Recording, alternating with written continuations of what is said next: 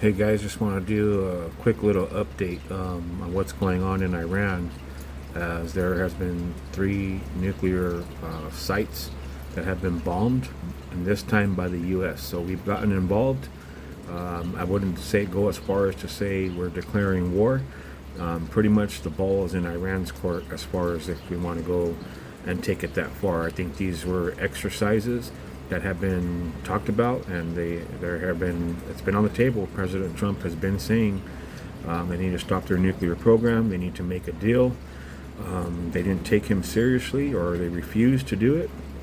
And I got to give President Trump credit on this one. He came through on his word. So I think that's what you need to do with the Middle East. There's a very deep hatred by the Iranian leaders and many Muslim leaders. They hate the Western ideas and ways, and that's led by the United States. So I don't think they call us the Great Satan. They vow to attack us in some way, and they hate Israel as well. That's the little Satan to them. So I think this is pretty significant biblically. And so right now there's a lot of chatter going on. If you're watching mainstream media, I mean, I don't know what they're going to tell you. I won't even waste my time with that. Definitely going to every source that I have available to me, but the information is coming so rapidly and so fast, and there's a lot of stuff that gets thrown out there. It's not always accurate, but I know trying to figure it all out right now is really impossible. From what I'm hearing, though, that Trump is letting Iran know that if you retaliate, you're going to get hit even harder. So he's telling them to come to the table. It's time to make a deal. I don't think they will. I'm curious how much this will escalate, but I'll tell you this, I'm pretty sure we're prepared for it on that end in the Middle East. How prepared are we for it? If there are possible sleeper cells here in our country, that's something we definitely need to be paying attention to. So be careful. If you're at any kind of big public events, things, games and stuff like that, where there's thousands of people, I would definitely be careful. At least right now, I wouldn't even want to go to those things, because if there are sleeper cells, which is one of the reasons why we've been trying to clean up things with ICE. One of the good things that ICE can possibly be to get rid of known terrorists or people from the Middle East that have evil intentions, should something like this go off. So we don't know for sure.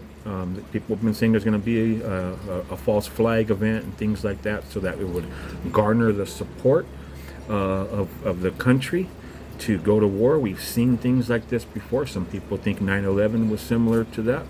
But I don't know. These are conspiracy theories. Sometimes conspiracy theories turn out to be true.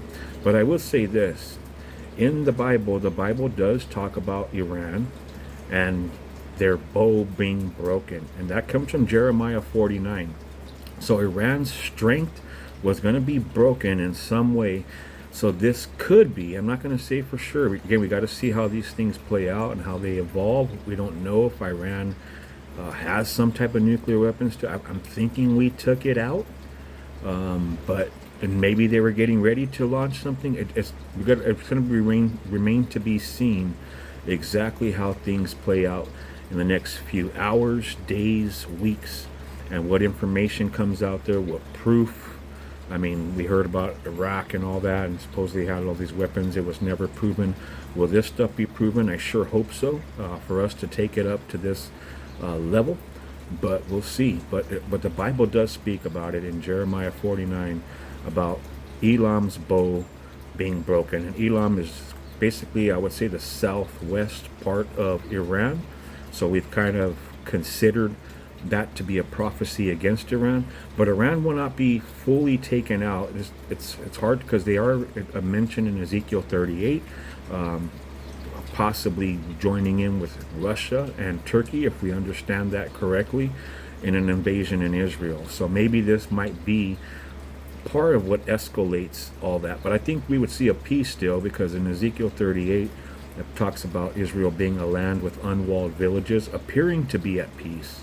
And then these countries come up against it. So maybe there would be a things are going to escalate to, we'll see what kind of level it gets to, and that would bring these Muslim leaders and those Muslim countries to demand a peace deal to be made, which I think this will eventually lead to that. And then that could be a stepping stone to Ezekiel 38. So a lot going on, you guys. Just wanted to fill you in a little bit on that. But I will definitely try to bring more as I know more.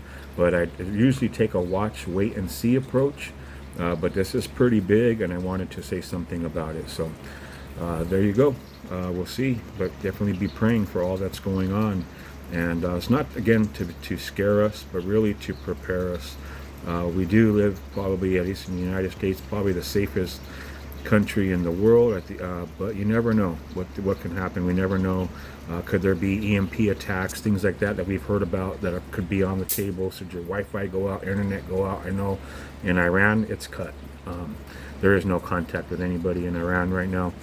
Could something like that happen here? It remains to be seen. If Russia and China get involved, where they are allies of Iran, it remains to be seen. So there are definitely still cards on the deck. Again, it's not to scare you, but to prepare you for the things that are coming. So keep your eyes on Jesus, and it's all in His control. The Bible talks about all these things, and we live in exciting times, I'll say that.